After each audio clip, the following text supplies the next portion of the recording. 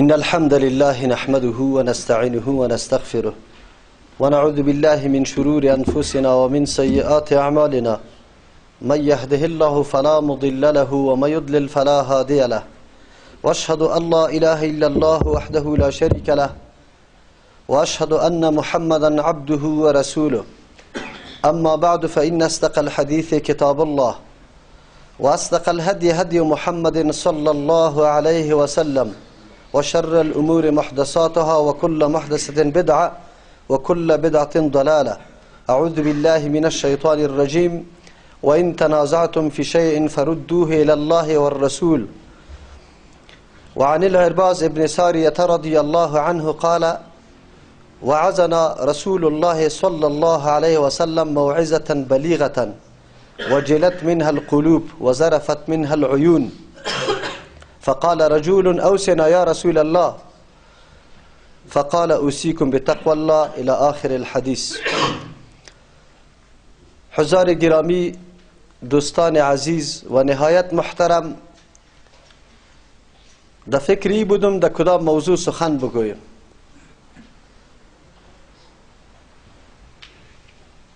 سخن ما یا موضوع ما را شخصی سوال کننده تعیین کرد.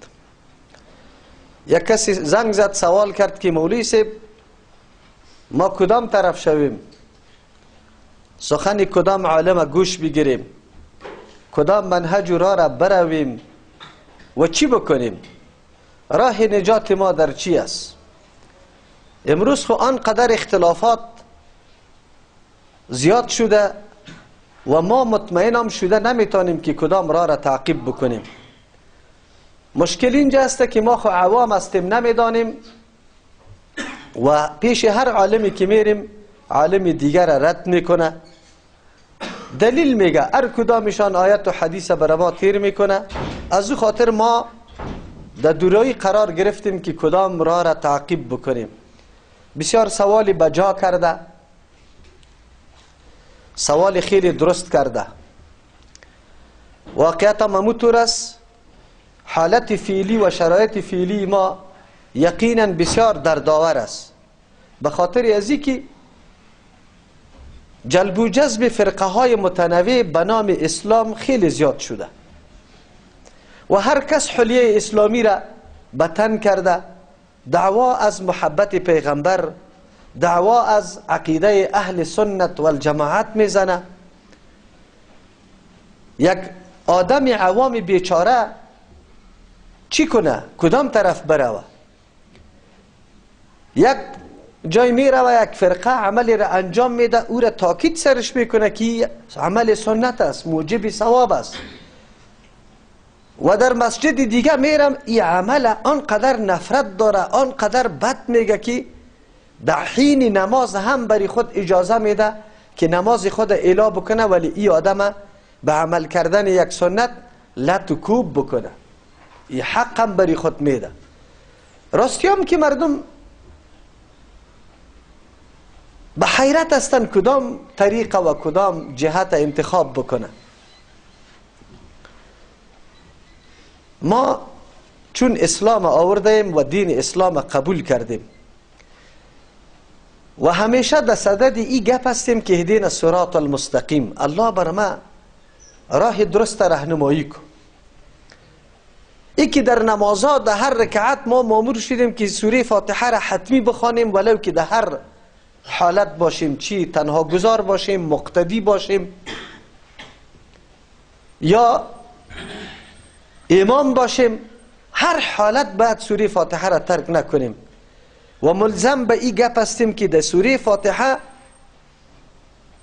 که یک بخشش دعاست، یعنی آن چیزی که بنده طلب بکنه از الله سبحانه و تعالی، در این سوره فاتحه چیزی که طلب میشه ما مامور شدیم که او را تکرار بکنیم. نه تنها که ما مامور شدیم، بلکه خودی محمد رسول الله صلی الله علیه و سلم مامور شده که این را طلب بکنه. او یک سوال است، او سوال اهدینا الصراط المستقیم است که الله بر ما راه درست راهنمایی کو. از اینجا بر ما واضح میشه که انسان در مسیر زندگی خود آنقدر نیازی که به صراط مستقیم داره به هیچ چیز نداره. چاره و علاج گرسنگی را انسان میتونه، از گشنگی را انسان میتونه، اگر نتانست آخر الامر اجلش پرست میره و از دنیا رحلت میکنه. مریضی سر انسان میایه، ما در صدد علاج او مریضی میشیم، خب بسیار زیاد جاها را میگردیم، پول نمی داشته باشیم خانه خود گرو میکنیم، زمین خود گرو میکنیم، که پیدا نشد سوال میکنیم، خود دکتر خود میرسانیم به خاطر که علاج این مرض شوه. کدام مرضی که در وجود ما پیدا شده، به شفاخانه های خیلی که فیسای قیمت داره به مو مراجعه میکنیم. آلی خود برای شما معلوم است سری سفارت هندوستان نوبت نمی باشه، از دستی هندوستان چی میکنه؟ مردم به خاطر علاج میره، مریض داره، هر شخصی را که ببینی برات میگه که من هندوستان روان هستم، خیرت است مریضی پیش شده. این مریضی اگر علاجش هم نشوه، الله سبحانه و تعالی بنده خدا اگر امی مصیبت‌ها و تکلیف‌ها را امو قسمی که الله دستور داده تیر کنه، یک کفاره است، شسته میشی، یا سبب رفع درجاتت است. بس اوقات یک بنده الله سبحانه و تعالی برش یک مرتبه مقرر کرده، توسط طاعت و عبادت نمیتونه به او درجه نائل شوه. الله سبحانه و تعالی ایره مبتلا به مصائب و تکلیفا میسازه تا که این صبر بکنه و او درجه را حاصل بکنه. اگر مؤمن بنده واقعی باشه از الله سبحانه و تعالی، او مطابق دستورات الله در این حالت آن چیزی که الله برش فرمان داده از صبر از او کار میگیره، ناراحت نمیشه، شاکی نمیشه، دو دشنام به الله سبحانه و تعالی نمیزنه. خب مشکل ما در جامعه ما ایست که امی قدر مقدار هم ما درک نکردیم که یک مؤمن باشیم لا اقل درک بکنیم که در حالت راحت و توانمندی و پوره بودن و وافر بودن وسایل و اسباب زندگی چی بکنیم. این جمعی نقطه را ما نمیفهمیم، میبینیم که 4 پر اگر پیدا کردیم باز فرعون زمان میگردیم، باز نمرود جور میشیم، باز ظلم میکنیم، باز بیدادی میکنیم، باز تجاوز میکنیم، باز عیش پرستی میکنیم، باز شبای ما در کابل تیر نمیشه تا دوبه باید سفر بکنیم، خواهشات نفسانی خدا باید پوره بکنیم. این نقطه را این جانب هم نمیدانیم. اگر یک کمی مصیبت و تکلیف سر ما آمد، یا مریضی یا فقیری، هر حالت باز اینجا زبان شکایت ما آنقدر فریاد شروع میکنه که تو گویی که در کل عالم اسلام یا در عالم جهان سر اینمی آدم ظلم شده و خیر و خلاص. در حالی که انسان اگر در زندگی خود حرکت میکنه، هیچ کسی نیست که از خود که در پایین کسی را نبینه، حتما میبینه. اما آدمی که هیچ چیز نداره کسی را میبینه که خیلی دارنده است، اما خوراکش فقط نان جواری است، نان جو است، دارایی خیلی داره، اما از اون ناحیه برش مشکل پیدا شده نمیتونه استفاده بکنه. امی آدمی فقیر اینقدر صحتمند می باشه، الله اینطور وجود برش داده می باشه که هیچ پرسان نکن. به صدها درجه بهتر از آدمی که صحتمند است ولی مال نداره، از او آدمی که از نگاه تنعم، از نگاه راحت، او آدم خیلی مرتبه بالا داره. ولی ما بنده های مؤمن الله سبحانه و تعالی امی قدر نکته ها را درک نمی کنیم که در حالت سختی چی بکنیم و در حالت راحت چی بکنیم. رسول الله صلی الله علیه و سلم می فرماید عجبا لامر المؤمن فان امره كله خیر. تعجب برای امر مؤمن است، کار مؤمن است. چرا که کار مؤمن همیشه کلی کارایش در خیر است. یک حالت مؤمن هم بی خیر نمی باشه. خیر خو میشناسی، تمام نعماتی که از جانب الله سبحانه و تعالی برش میشه، رحمتی که از جانب الله سرش میشه، سری مؤمن میشه. خو که مؤمن باشه. پیغمبر علیه السلام اونجا میگه ان اصابته الضراء، اگر برسه بریزی تکلیف صبره، صبر میکنه. میگه از جانب الله سبحانه و تعالی است. این دنیا محل ابدی نیست، این دنیا محل امتحان و تکلیف و رنج است. یک انسان در فکر از این نباشه که من در دنیا قطعا زندگی خیلی آرام و راحت به دست میارم و میکنم، قطعا نمیتونه. الله سبحانه و تعالی میفرماید لقد خلقنا الانسان فی کبد. در تکلیف انسان الله پیدا کرده، هیچ کسی راحت نیست. اما کسایی که وسایل مادی برش خیلی زیاد مهیا است و برابر است، برای که چقدر استراب و پریشانی روحی برش پیداست. این موضوع وقت نمایان میشه که کاش که آمار خودکشی هایی که در ممالک اروپایی صورت میگیره این در صحنه های تلویزیون نشر میشد، پخش میشد، بعد از اون درک میکردیم که در دنیا مردمی که خیلی زیاد ناراحت است کدام مردم است، کدام مردم است. اونجا باز درک میکردیم که اسلام کدام دین است، چی بخشیده. از امو خاطر است که اسلام گاهی وعده زیاد بودن مال و دارایی و غنا را به کسی نداده. بله، اسلام که کدام چیز وعده داده اطمینان و سکون داده. الا بذکر الله تطمئن القلوب. کسی که رابطه با الله سبحانه و تعالی داره قلبش آرامش داره، روحش آرامش داره، ولو که در سختی است، ولو که در زیر شکنجه است، ولو که در زندان است، ولو که در معیشت تنگ قرار داره، ولو که در حالت مرض است. خود چون که رابطش با الله سبحانه و تعالی است، او میگه که این الله هم آورده و ذاتی که مرا پیدا کرده او آورده، فیصله او را من به سر و چشم قبول دارم، من از همین درد لذت میبرم. این را مؤمن میگه. خب مشکل در اینجا هست که ما همیشه مؤمنای میراثی باقی مانده، مطالعه نکردیم اسلام که اسلام برای ما چی پیام داره، ما از اسلام چی بهره برداری داریم، نمیکنیم. به هر ترتیب علاج دنبالش گشته رایستیم، این علاج بدنی. علاج بدنی را هیچ کس در خانه ننشست، پیسه را قرض میکنه، گدایی میکنه، علاج خدا میکنه. وقتی که این علاج میکنیم، اما علاج دین چرا نمیکنیم؟ او علاج بکنیم که او مرض اگر علاجش نکنیم سبب بربادی آخرت ما میشه، زندگی ابدی ما در جهنم میشه. چرا او را علاج نمیکنیم؟ دنبال این علاج کسی گشته؟ کلا، قطعا نه. و دوسته ما گفتم که حالی خود تلفن است، گپ خیلی زیاد زده نمیشه. یک نکته را برات میگم ولی تو باز فکر بکن زود قار نشوی، گناهگار خودت هستی. همین قدر برات میگم. گفت چرا من گناهگار باشم؟ شما ملا هستی. من گفتم باز یک روز نزدیک بیا تفصیلی، بعد از او باز گناهگاری تو را من ثابت میکنم. گناهگاری از اوره که من ثابت میکنم، از همین نقطه ثابت میکنم که تو برای خدمت شکم خود یک روزم آرام نگرفتی. صبح برآمدی یا 10 بجه شب خانه آمدی، یک روزم قضام نکردی.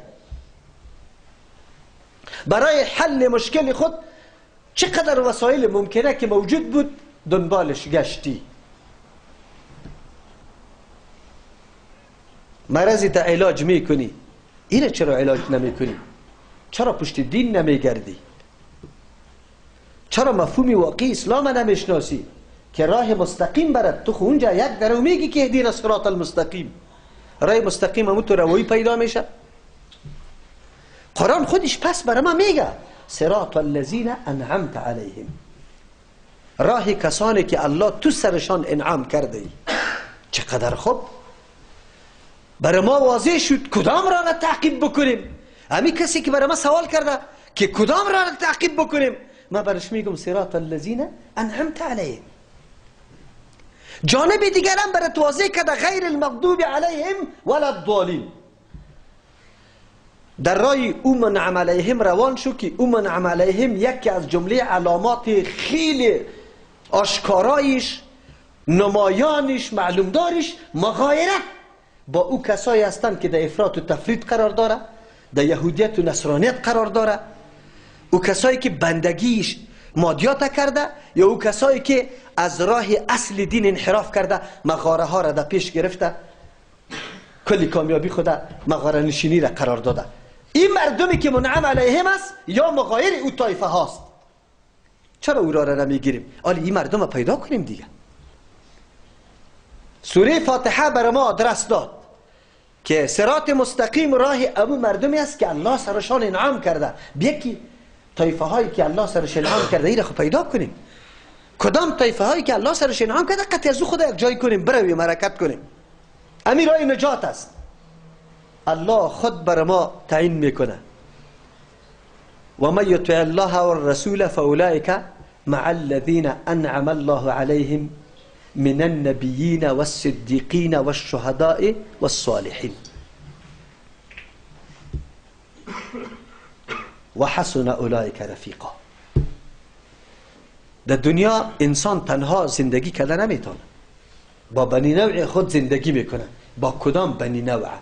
با کدام طایفه؟ با کدام خیل؟ راستی تا بگو، آلی اگر تو در ساعت 10 بجه امرای چرسی در زیر پل باشی نماز جمعه را خوانده میتونی؟ کلا نمیتونی. اگر تو در 10 بجه امرای 4 دانه نعوذ بالله فساق و فجار که دول و دنبک هم گرفته استی میگی میرم میله، نماز جمعه را خوانده میتونی؟ تقریر و وعظ دین شنیده میتونی؟ نمیتونی. اگر در 10 بجه تیکت سینما را میکنی، اگر در 10 بجه در خانه نشسته استی که فلانی سریال ببینم، در مسجد آمده نمیتونی. دیگه تو بگو که گناه از کی است؟ گروه را الله مشخص کرد، نبیین است، انبیاء علیهم السلام. امروز نیست، یک پیغمبر هم در دنیا موجود نیست. زنده یک پیغمبر عیسی علیه السلام، او در آسمان است. نبیین وجود نداره. فرقه های یا طایفه های سیگانی دیگه که صدیقین و شهدا و صالحین است، این انشاءالله پیدا میشه. کسایی که گفته های الله و رسول الله را تصدیق میکنه، چون چرا نمیکنه؟ شخصی نیست که من در سر منبر استاد استم، زبانم کار کرده رویست، دستم کار کرده رویست، چشمم کار کرده رویست، دماغم کار کرده رویست، برای چند دقیقه زبانم کلالت پیدا بکنه. چقدر پول مصرف بکنم که زبانم پس گویا شود؟ در تاریکی ها مردم هم اندازه میگه ایره گزند زده، زبانش کار کرده نمیتونه. من چه قسم نعمت عظیم الله سبحانه و تعالی را شکر گزاری کرده بتانم که کلی عمر بزنم، کلی عمر. خب من انسان پس میخیزم میکنم زنا نعوذ بالله، باز میگم که الله چرا در تقدیر برام نوشته کرده؟ الله چرا مرا عذاب میده؟ او در تقدیر نوشته کرده. و جناب محترمی، زنا را تو جبران انجام دادی یا به اختیار خود؟ من دست بالا میکنم در اختیارم است یا نه؟ پایین میکنم در اختیارم است یا نه؟ آلی که سخن میگم آیت بخوانم یا دشنام بدم، در اختیار خود میدم یا در اختیار کسی دیگه؟ الله به می اختیار تو را عذاب میده. تو را خو نگفته که قتل کو، تو را خو نگفته زنا بکو، وعیدهای از این برات گفته، انجام و عاقبتش برات بیان کرده. تو را گفته نماز بخوان، تو را گفته با گروه حق یک جا شو، تو را این توصیه را کرده، تو چرا اینطور کار کردی؟ باز تو چی خبر بودی که در تقدیر برای من چی نوشته شده بود که امروز لاف میزنی؟ که تو خبر نبودی. ما در اون سرحت رسیدیم. امروز انتقاد سری تقدیر الله میشه. کلی سوالا جوانا در حقوق میخوانه، 4 دانه مردمای ملحد بیدینی که گپای فلسفی و کلامی را پیش کرده رایسته، اذهان جوانا را خراب میکنه، به جز از اینکه انتقاد اعتراض سری حکم الله سبحانه و تعالی بکنه دیگه عمیق قدر درک نمیکنه که یک دفعه در وجود خود ببینه که وجودم از چی ساخته شده و چه رقم ساخته شده. الله اکبر. پدرم مریض بود، ایره بسیار جاها گفته، در شفاخانه بستر بود، اکسیژنی که برای ازو داده میشد در ساعت 100 افغانی از پیش ما میگرفت. 70 و چند ساعت شد از ما 7000 و چند صد افغانی را تنها از اکسیژن گرفت. ما درس شد برای من فکر کردم که یا الله سبحانه و تعالی، ما چی بندگان خیلی ناسپاس هستیم، خیلی ناسپاس هستیم و خدا نشناختیم، نمیشناسیم خدا. اگر دیگه هیچ چیز نباشه، امی تنفس که هیچ احدی نمیتونه بدون تنفس زندگی بکنه. و الله سبحانه و تعالی این تنفس آنقدر، این اکسیژن آنقدر وافر ساخته که در هر جای میری اکسیژن وجود داره.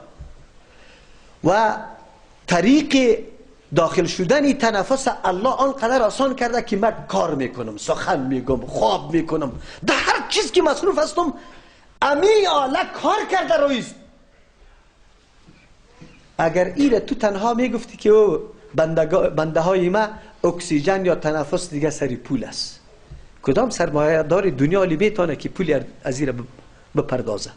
عمری تا محاسبه کو، به ساعت ها ضرب کو و بعد از او پولی از ایره تو تعیین کو که چقدر پول میشه. ولی اینمی انسان است که امروز در مقابل حدود الله، در مقابل احکام الله سرکشی میکنه، بغاوت میکنه، علیه اسلام اعتراض میکنه، علیه دین اعتراض میکنه، علیه حکم الله اعتراض میکنه. جمعه چی مانا؟ روزه چی مانا؟ سنگسار چی مانا؟ میراث چی مانا؟ حدود الله چی مانا؟ امی انسان است، اینمی انسان است، اینمی انسان. این بیچاره تالی را خود نشناخته، به الله قسم که خود بشناسه بعد از او میفهمد که حق الله چی است و ما باید چی بکنم. مسئولیت خود باز میشناسه، خود نمیشناسه، خود نشناخته. فکر میکنه فقط ما بندگی هوا و هوس بکنم، آن چیزی که نفس تقاضا میکنه به هر راهی که باشه پوره بکنم. اگر تقاضای زنا بکنه، نعوذ بالله زنا. امروز ملحدین چه اعتراضات داره؟ زنا را در صحنه ها و در میدان ها و در دفترها و در محل کار و در هر جای کشانده را است. اعتراض و انتقاد برای چی است؟ اینمی خواهشات مردم است. مردم میگه که باید اینطور باشه. در موتر بودم یک کسی خیلی بد قیافه امروز سوار شد، همینطور گفت تو ملاوری معلوم میشی. ما از آخوندهای خود سوال کردم خود جواب داده نتانسته. گفت مهربانی کو. گفت گپ ازیسته که من بسیار زیاد هیجانیستم، لحظه طاقت کرده نمیتونم به جز از اینکه شهوت خود باید پوره بکنم. من گفتم روزه بگی. گفت روزم گرفته نمیتونم. من فهمیدم که هدف این جوان چی است.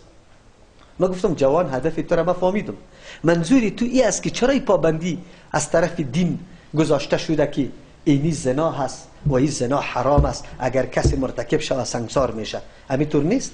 باید هر کسی که تقاضایش پیدا میشد بعد یک راه برش میاثر شود که باشه. همینطور است. گفت بله اینمی انتقادم است. من گفتم تو مالی قطمه یک جای در موتر سوار نمی بود یک همی کار می بود. گفت چرا؟ من گفتم تو را به الله قسم راستی تا بگو مادری چقدر کاکس، پدر چقدر جمال داره. تو هیچ در دنیا نمی آمدی. اگر یه آزادی ها می بودی مادری تو یک اولاد هم نمی آورد، به خاطر ازی که اولادت میفهمون که خیلی بدرنگ است، زیبا نیست، جمال نداره، هیچ کس قطش تعلقه نمی گرفت. و پدریت هم هیچ کس قطش تعلقه نمی گرفت. تو توری چی میکنه؟ چرا جوانای کاکا را پشتش نمی گرده؟ همین ترکت گفت والا عجیب جواب دادی.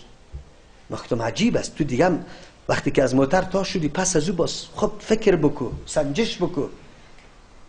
این دین است که التزام کرده، پدر ملتزم است، اولاد پیدا میشه محنت میکنه. تو جناب که کاکا مویای تا چرب کده و فیسی پهنتون شخصی را چند هزار میدی، از بابیت خبر، از پدرت خبر داری؟ خو رفته کراچی، شلغم انداخته سری کراچی، از صبح که بر آمده خفتن پس در خانه میه تا بگار زبانش خوش شده. الا 50 روپه خلطی، 50 روپه خلطی، 6 روپه فیس بری تو تیار کرده، خبر داری نی؟ و پدر او محبت کی انداخته که پدر این زحمت بکشه برای تربیت تو، برای آبادی تو، برای تعمیر تو؟ میفهمی یا نه؟ من گفتم درک بکو. درک دین است. شما 4 دقیقه یک جای نعوذ بالله مجلس عیاشی براتان مهیا میشه، باز فکر میکنی که یه همه چیز باطل است و همه چیز عبث و بیفایده است. چرا اینطور نشد، چرا اینطور نشد؟ تو باید درک داشته باشی، بفهمی. به هر ترتیب گپم انی است که این دوستا دنبال علاجا میگرده، دنبال رزق خود میگرده. چرا پشت صراط مستقیم و 3 طایفه را پیدا نمیکنه، صدیقین و شهدا و صالحین. دین چرا تصدیق نمیکنه؟ بیچون و چرا که انتقاد اعتراض میکنه سری تقدیر و سری حکم الله اعتراض میکنه. در این صوبکی از خو بخیز برو وضو بکو، چی مفهوم داره؟ پس بیا روی طرف قبله کو، یک شکل اختیار کو، سپورت. دنیای کفر کامیاب شد سر ما ای جوانا، دنیای کفر کامیاب شد سر ما. جاگزین عبادات الله، شبخیزی، کمک کردن با مظلوم، کار کردن، محنت کشیدن، جاگزین ازی امی فوتبالا و امی میدانای والیبال جور شدنی. براتون میگم نماز ورزش است، این نه ورزش همینجاست. شو در می حالت رسیده. برای ما امی ابتکار کرده رویست. چقدر رو آورده جوانای ما به او طرف، به کدام طرف رو آورده؟ روس حمله کرد سر امی وطن ما. حکمت قطعی روس بود یا حکمت علیه روس بود؟ جواب بگوی. امرای روس بود. کسایی که مسلح بود، کسایی که تربیت یافته بود، کلگی قطعی روس بود. خب امی افرادی که شکار کرده بودن، شکار فیری تفنگ یاد داشتن، امی مردم بود که قیام کرد در مقابل امی روس. تو باز والیبال بکن، باز بعد از او تفنگ در دست بگی که چلانده میتون یا نه، نشان برابر کرده میتون یا نمیتون. در اسلام که کدام بازی ها رواست، او بازی های است که همچی یک روز از خود دفاع بکنی، از دینت دفاع بکنی، از ناموزت دفاع بکنی. او تیر زدن بود، او آبازی بود، او دویدن بود، او اسب دوانی بود، اسب سواری بود. به خاطر که در معرض تعرض قرار بگیری تو باید مقابله بتانی. او والیبال نبود، الا میدان برد. چی را برد؟ مرض تداوی کرد.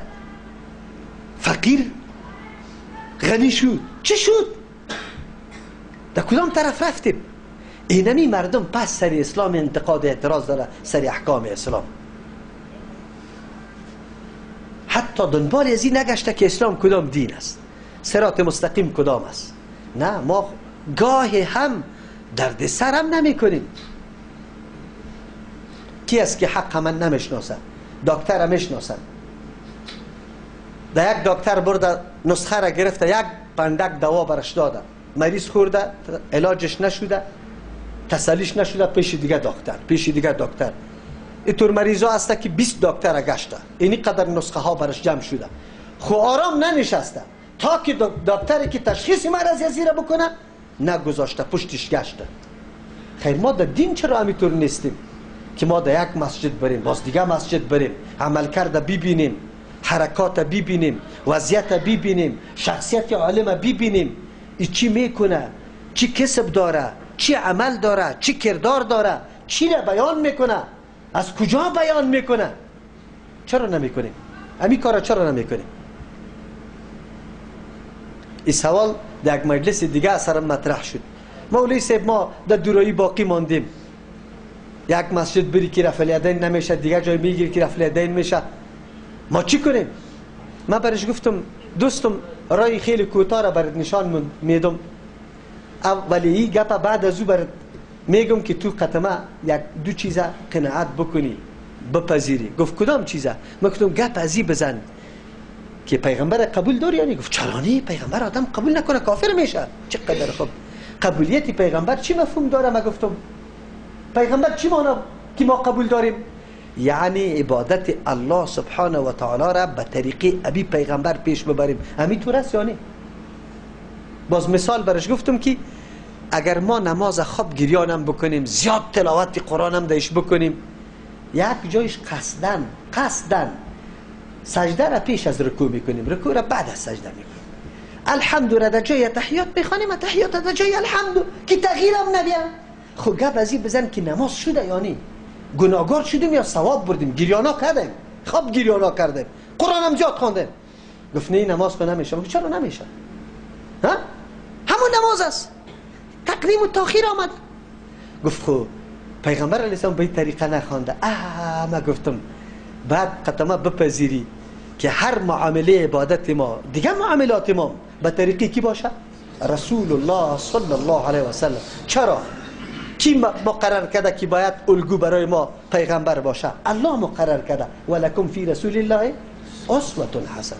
در رسول الله اسوه حسنه است. بر ما اشخاص دیگر معرفی نکرده الله که مقتدا فلان است فلان است فلان است. رسول الله را بر ما مشخص کرده که مقتدا است، الگو و نمونه برای پیروی شماست. خیلی خوب، پذیرفتی جناب این دو گپ قطمه که پیغمبر قبول داری و ایرم قبول داری که عبادت امو عبادت است که به طریقی کی باشه؟ رسول الله صلی الله علیه و سلم باشه. یک روز بیا اینجا پشت ماد این مسجد تکبیرام نماز بخوان، لیکن همونطور گنگ و سنگ نماز نخوان. کلی حرکات ما را زیر تعقیب بگی. نماز که خلاص شد بیا گنده بزن، زانو بزن، سوالا را شروع کو که عجیب کارهای از شما دیدیم اینجا، شما چی کارا یا کردید؟ دیگه مسجد این کارا نمیشه، تو چرا این کارا کردی؟ اگر من آدرس از رسول الله صلی الله علیه وسلم برات دادم مجبور استی که بپذیری. چرا که قبول کردی قطمه. خو لیکن در مسجد دیگه هم که نماز خواندی کدام حرکاتی که اونجا هم انجام داده میشه او را هم از عالمش سوال بکن که آدرس از پیغمبر داره یا نه. بعضی حرکاتی که اونجا انجام داده میشه، کلی نماز نمیگم، بعضی حرکاتی که در اون نماز انجام داده میشه تو از پیش سوال بکن که آدرس داره یا نه. دستی رقم که بالا بکنید این نرمی گوش که پره دست طرف قبله کرده اینطوری کرده رویست نیت کردم ادا میسازم قدر رکات نماز میخوانم، ایره برات بده نه سند بده که پیغمبر کرده یا نکرده. بعد از اینکه برای تو واضح شود که سندم داده نتانه و بازم تو میگی که نه امی زول امام زلی تراوی پدرها و نیاکان ما در را رفته، بعد از دیگه تو نگو که ما در دورایی باقی ماندیم. دروغ میگی، تو دنبال حق نمیگردی. قطمه اعتراف کردی که عبادت به طریقی کی باشه؟ رسول الله صلی الله علیه و سلم باشه. خب لیکن باز وقتی که خود حقیقت برات واضح میشه باز او را نمیپیمایی، باز دیگه چی میکنی؟ ابلیسی لعین باز خطایت میده. نکو خطا. من یک حدیث خواندم، وقت زیاد نمیگیرم به خاطر از اینکه چی شما در چند است. عرباز ابن ساریه رضی الله عنه میگه که پیغمبر صلی الله علیه و سلم نماز خواند، روی مبارک طرف ما دور داد، بر ما وعظ و نصیحت کرد. خو لیکن ای وعظ بسیار تاثیرناک بود، موعظتا بلیغه، در قلب ما تا شد. و صحابه بودن، ما واری نبودن. صحابه سخن رسول الله را ارزش میداد، قدر و قیمت پیشش داشت. پیغمبر سخنش میدانست که کدام سخن است. و من یطیع الرسول فقط اطاع الله. این سخن رسول الله است، سخن عالم نیست، پدر و مادر نیست، سخن سفید نیست، ملک نیست، حاکم و وزیر نیست. این سخن رسول الله است. از او خاطر سخت متوجه بودن. امی توجه انسان وقتی که در کدام درس میشینه، در تقریر میشینه، دروازه های قلب خود اعلا کنه که گپ در قلب داخل شود. اگرچه ما به او پیمانه نه تقوا داریم، نه اسلوب سخن یاد داریم، نه انداز سخن گفته میتونیم. او خود سخنی کی بود؟ رسول الله صلی الله علیه وسلم. صحابی میگه که وجلت منها القلوب، دلها یک دم ده هیبت شد، ده ترس شد، وحشت شد. پیغمبر اینطور وعظ کرد. و ظرفت منها العیون، آب دیده ها شروع کرد. یک شخص فقال رجل كأنها موعظة مودع، تو بگویی که وعظی کسی است که رخصت میشه. فوسینا ما را وصیت بکن. پیغمبر صلی الله علیه و سلم آن چیز وصیت کرد که الله در کتاب خود ما را و اهل کتاب واره کلش وصیت کرده که تقوای الله سبحانه و تعالی است. تقوای الله عبارت از چی است؟ انجام مامورات الله سبحانه و تعالی و اجتناب از منهیات الله. خب مامورات الله و منهیات از کجا شناخته میشه؟ من که کل عمر در دکانداری تیر کردم، حتی در مورد دکان خود از عالم پرسان نکردم که شخص میایه میبینم که بسیار آدم مخلص ساده است، قیمت این پیتری 3000 است، من برش میگم 5000. حلیم خیلی برابر ریشم. او مردکه اعتماد هم سرمی حلی اسلامی ما کرده. خمه چی کردم؟ من انصاف کردم؟ من غش فلیس منا یک کلمه است، یک جمله هست، یک جمله در کل معاملات، در کل کارکردگی های ما. اگر یک سخن پیغمبر در گوش ما باشه، من غش فلیس منا. کسی که خیانت میکنه، فریبکاری میکنه، او از ما نیست، از امت ما نیست. بس امی یک سخن در پیشت باشه. و انجینر صاحب غش کده میتونی، سرک غلط جور کده میتونی. و معلم صاحب وقتی تا طور به بازیچه گیر کده میتونی. ها؟ و دکاندار صاحب تو بینصاف یا دروغ قسم خورده میتونی. من غش فلیس منا، رسول الله گفته خلاص. به شرطی که کلمه و جمله در قلب باشه، جا داشته باشه. ما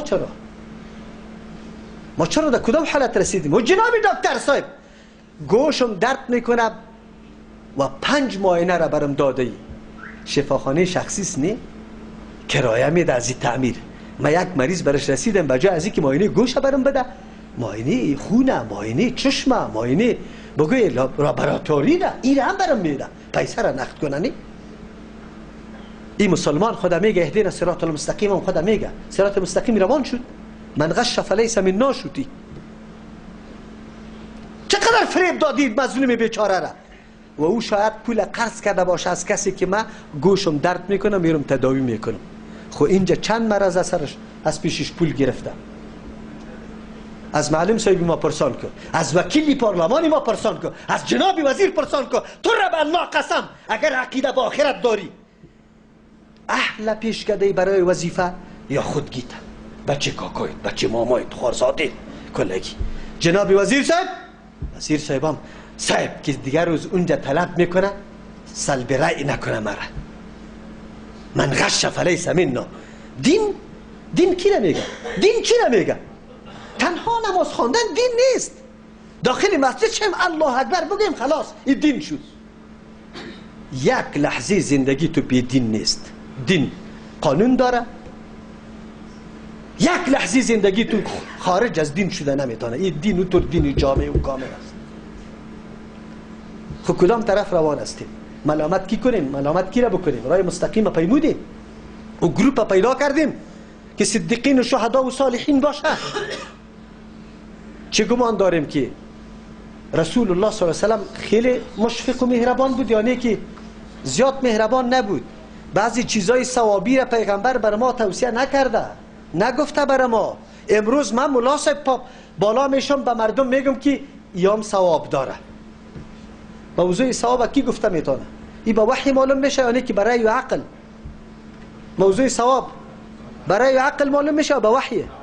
رسول الله خو رفته، از کجای ثوابی یک چیز معلوم میشه؟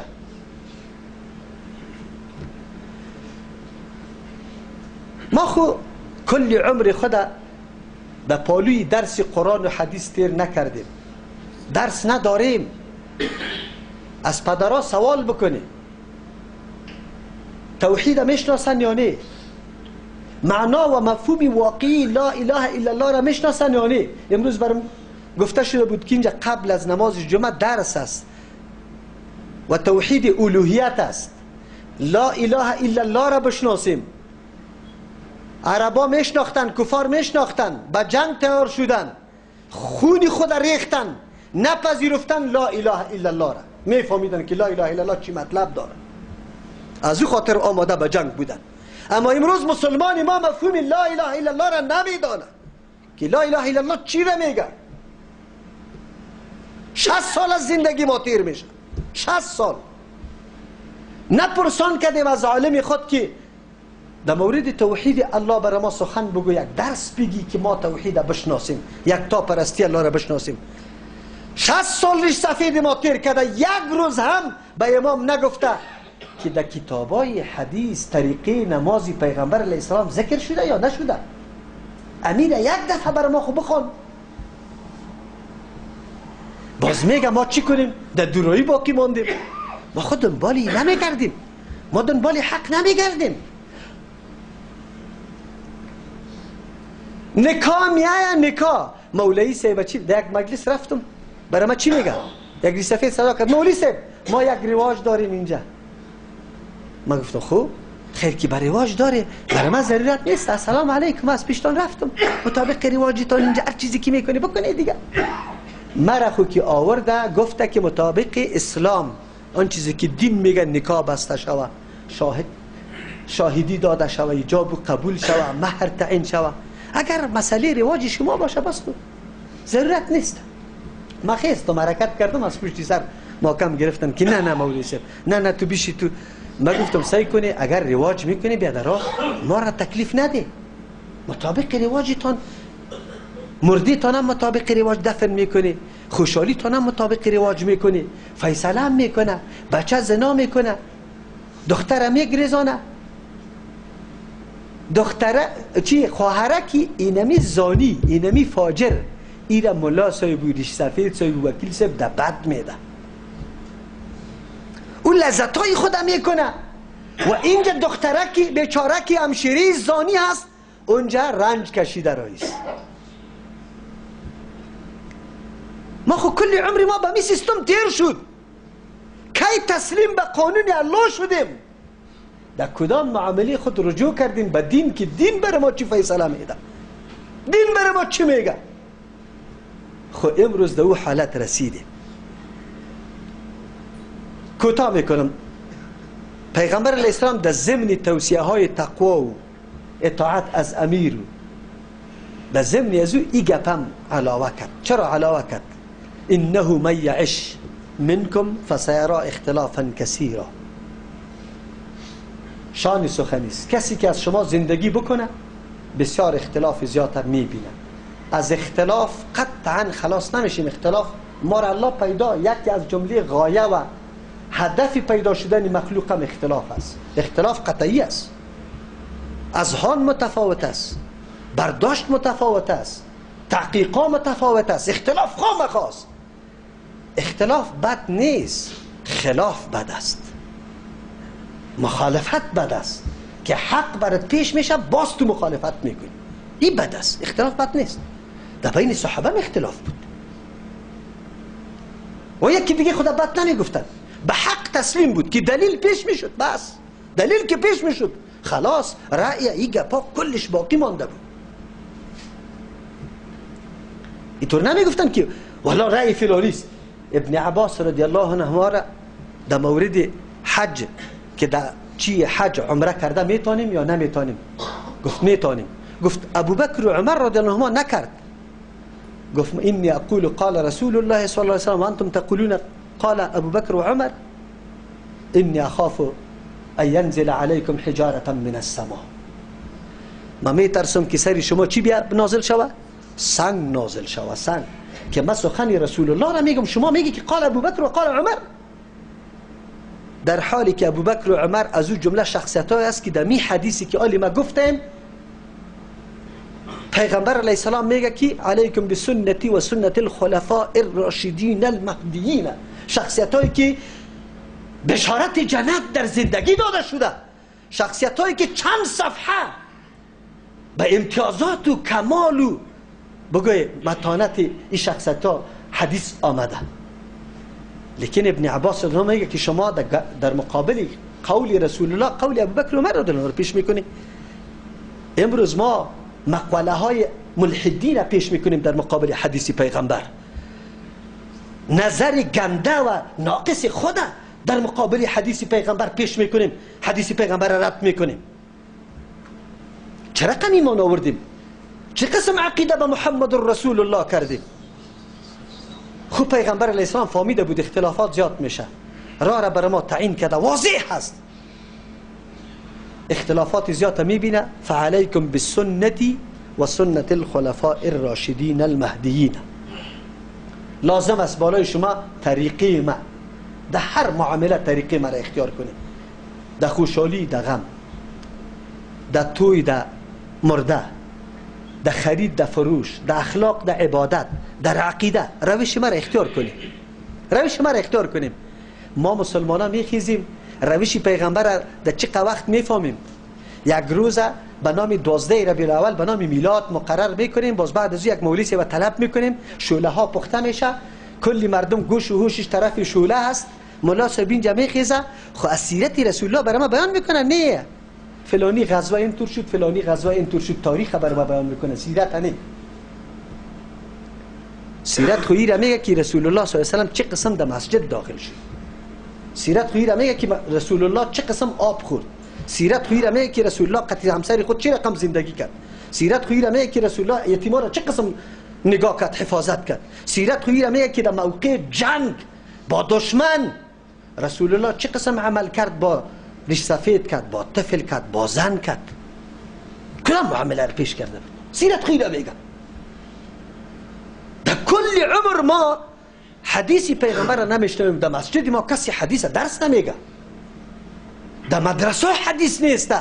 خاص مدرسه را تعیین کرده، خاص مدرسه دوره حدیث میشه، خلاص دوره میشه. خودشان میگه که دوره است، ورق چپه کردن است، تحقیق در حدیث نیست که یک حدیث خوانده شود چی فواید در این حدیث است، چی گپا و احکام ثابت شده نیست. او را هم در منفعت مذهب دور بده امو حدیثه تاویل کو، تاویل کو. دیگه حدیث پیغمبر خونده نمیشه. خیر، روش پیغمبر از کجا معلوم شود؟ و سنت الخلفاء الراشدین المهدیین، روش او خلفایی که راشدین است، هدایت یافته هستند، برشان هدایت کرده شده، کردارشان ثواب و درست است. چرا؟ و مخالفتی پیغمبر علیه السلام نمیکنه، راه پیغمبر تطبیق عملی میکنه. از این خاطر عدو علیها بالنواجذ، قطعی دندانای علاشیتان محکم بگیره. اشاره به ای است که تو روزگار بیایه که سنت ها را مردم اعلام میکنه، سنت به کس معلوم هم نمیشه. امروز یک تعداد که خود سلفی ها میگه ببینی که یک سنت نمیخونه.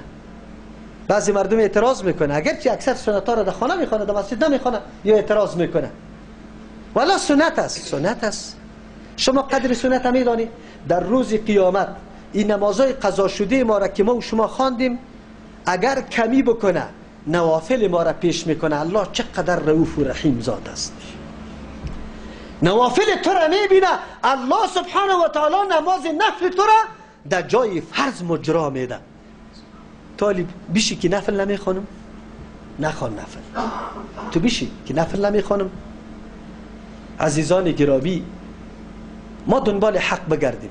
ما به این نیاز داریم که راه حق، منهج حق پیدا بکنیم و سری خود تطبیق بکنیم و براستی دنبال ازی بگردیم و بفهمیم که راه حق کدام است. بریم. حذیفه رضی الله عنه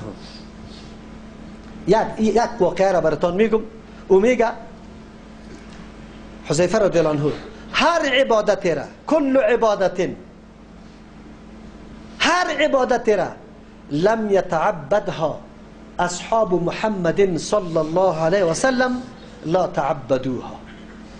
هر عبادت را که اصحاب رسول الله صلی الله علیه و سلم عبادت نکرده باشه، شما عبادت نکنید. چرا؟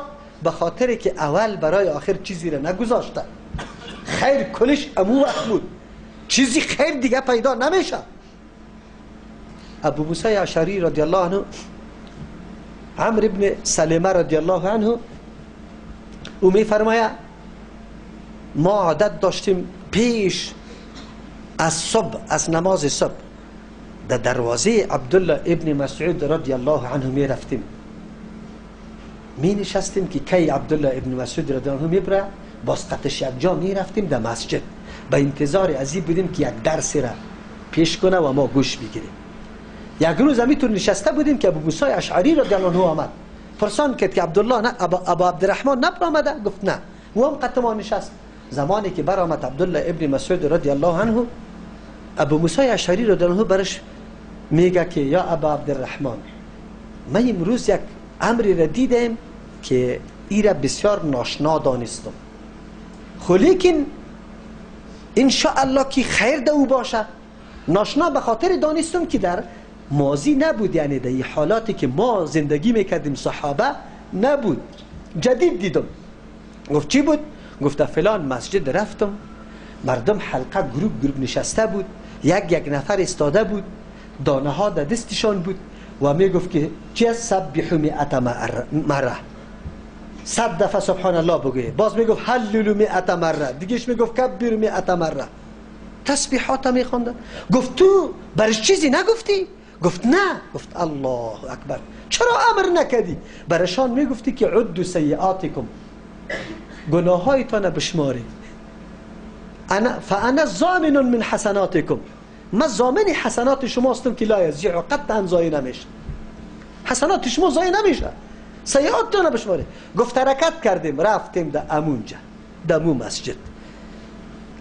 عبدالله ابن مسعود رضی الله عنه کلمات را اونجا برای مردم خطاب کرد. برش گفت که چرا شما این حالت چرا میکنی؟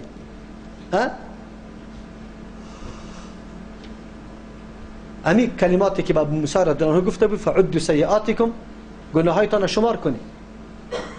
فانا ضامن الا یضیع من حسناتکم شیء، من ضامن هستم که از نیکیاتان هیچ چیزی هم ضایع نشود. ویحکم یا امت محمد صلی الله علیه و سلم، هلاک شوی امتی پیغمبر، چرا این کار را کرده رویسته؟ ما اسرع هلاکتکم، چقدر به جلتی هلاکت شما رسید، اینقدر جلد. ما خود توقع نداشتیم که اینقدر زود شما در هلاکت واقع شوید. شما شروع امیالی به هلاکت کرد. ها اولای اصحاب نبیکم صلی الله علیه و سلم، اینمی صحابه پیغمبرتان متوافرون زیاد هستند، خیلی زیاد موجود است. یک و هذه ثيابه لم تبله، اینمی کالای پیغمبر علیه السلام تالی را کونه نشده، همونطور در حالت نوی باقی مانده. و آنیته لم تکسر، ظرفای پیغمبر تالی را میده نشده. والذی نفسی بیده، قسم به او ذاتی که نفس ما باید که لایق شان الله سبحانه و تعالی است هست. انکم یقینا شما لعلا ملت، شما به اینطور یک ملت هستی هی اهدا من ملت محمد صلی الله علیه و سلم، که او خیلی هدایت یافته از ملت پیغمبر است. شما فکر میکنی که ما خیلی هدایت یافته هستیم؟ از امت پیغمبر علیه السلام کرد، از ملت پیغمبر علیه السلام کرده. بعد از او مفتتحو باب ضلالت، یا شما باز کننده است دروازه گمراهی را. کدام میشه؟ دو جواب داره. یا است که ادعا داره که ما ملت از ملت محمد رسول الله کده بالاتر هستیم. اگر بالاتر نیستی خیر، در ملت محمد خوی گپا نبود، شما دروازه گمراهی را باز کردی. بعد از او چی گفت؟ قالوا والله یا ابا عبدالرحمن ما اردنا الا الخیر، ابا عبدالرحمن ما از این کاری خود اراده نکردیم مگر خیره. عبدالله ابن مسعود رضی الله عنه برش میگه قال و کم من مرید الخیر لا یصیبه، بسیار اراده کننده خیر هرگز به خیر نمیرسه تا که مقتدا نداشته باشه.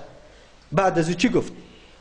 ان رسول الله صلی الله علیه و سلم حدثنا، پیغمبر بر ما بیان کرده ان قوما، یک جماعت، یک دل، یقرؤون القرآن، قرآن میخوانند، لا یجاوزو تراقیهم، از حلقومشان پایین نمیره، در قلبشان تصدیق از او نیست، مطلب و مقصدی قرآن نفهمیده، فقط سرسری الفاظ قرآن یاد گرفته و امور فکر میکنه که دین است، فقاهت کار داره. شما اینطور فکر میکنی که بس سبحان الله بگو. عبادت مثل که خودی عبادتش اختراعش دیگه کس کرده نمیتونه، خودی پیغمبر میکنه، کیفیتش هم خودی پیغمبر تعیین میکنه، به دیگه کیفیت نمیشه. پیشتر گفتم که الحمدلله در جای تحیات در جای الحمد ما کرده نمیتونیم. کدام عبادت که جایش پیغمبر خاص کرده، شریعت خاص کرده، تو خاص میتونی، تو نمیتونی خاص کرده. زمان و وقتش که پیغمبر خاص کرده خاص میتونی، تو نمیتونی خاص کرده. بعد از او عبدالله ابن مسعود رضی الله عنه میگه و ایم الله، قسم به الله، ما ادری لعل اکثرهم منکم، شاید که از امو جمله مردم اکثریتش، اکثرکم منهم، شاید که اکثریت شما از امو جمله باشه. عمرو ابن سلمه رحمه الله می فرماید که رأینا عامت هؤلاء، اکثریت این مردم ما دیدیم، اولئک الحلق، از امی حلقه ها مو افراد ما دیدم، یطعنوننا یوم النهروان مع الخوارج، که یا قطع خوارج استاد بودن و ما را طعنه می زدن، قطع مرمی می زدن، یعنی در جانب مقابل اصحاب قرار گرفتن. یک نکته اشاره میشه، کسی که عاقل باشه، هوشیار باشه، دنبال حق میگرده، درک میکنه که ما در دین بدعت نکنیم. سلف ما کدام فهمی که از آیات قرآن داشت امو فهم ما داشته باشیم. چه قسم که آیات قرآن تطبیق کرده امو قسم تطبیق ما داشته باشیم. چه قسم که مفهوم و مطلب یک آیت تعیین کرده امو رقم ما داشته باشیم. از خود اضافه ستانی ها نکنیم، باز در گمراهی مبتلا میشیم. پس معلوم شد راه و منهج واضح، اون چیزی را که رسول الله صلی الله علیه و سلم توصیه کرده بر ما بالکل واضح هست، به شرطی که ما دنبالش بگردیم و برویم تحقیق بکنیم. یکی طور است که ولا ما گشته نمیتونیم یا ما کار نداریم، چیزی که بابا و اجداد ما کرده ما اونمو کار بکنیم. خب بابا و اجداد بسیار کارا کرده، در دیگه کارا تابع بابا و اجداد نیستیم. بابا و اجداد ما تلخان خورد، در مقابل انگلیس جهاد کرد، تلخان دلار نگرفت، بیلدینگ خوش نکرد، موترها را خوش نکرد، منصبا را خوش نکرد، تبراقا در بغلشان، تلخان در تبراقشان، قطعی چی میگه دانپورو قطعی کدام شلخه خود امو ابرقدرت جهانی امروز انگلیس شکست داد. اما امروز ما کجا شدیم؟ غیرت ما کجا رفته؟ ما چرا پشت دلار میدویم؟ ما چرا حیثیت و غیرت خود از دست میدیم؟ اگر ما واقعا دنبال پدرها میریم، چطور پدرها؟ پدر خود در یک خانه می نشست که در یک طرفش گو مالم بسته بود، اما امروز تو در کدام بلدینگ چند منزله میشینی؟ چرا اوطور نمی کنیم؟ فقط در مسئله دین ما چیزی که پدرها کرده. خب پدرها چی کرده بود؟ پدرها چه قسم ترجمه قرآن کرده بود؟ درس حدیث داشت، مدرسه داشت، حلقه تعلیم و تربیه داشت، اولادشان خوب تربیه کرده بود. چی کرده بود؟ افسوس است ما کلی حرکات پدرها را رد نمی کنیم. در پدرها اینطور حرکات مثبت و خیلی مهم هست که هیچ پرسان نکنه، لیکن ما او را عملی نمی کنیم، دنبالش نمیریم. و حرکاتی که منفی است او را برای خود الگو دلیل قرار دادیم که امیر بکنیم. نه، امروز تو خدا یک کمی بیدار بساز، حق واضح هست. امروز وسایل حق شناسی آنقدر وافر و زیاد و آسان است که هیچ پرسان نکن. سابق یک عالم پیدا کرده نمیتونستی، آلی از اینجا در عربستان زنگ زده میتونی، از اونجا پرسان میتونی، در لندن زنگ زده میتونی، در امریکا زنگ زده میتونی، در اینترنت 1000 عالم در یک موضوع برات محاضره و گفتارش برات میآید.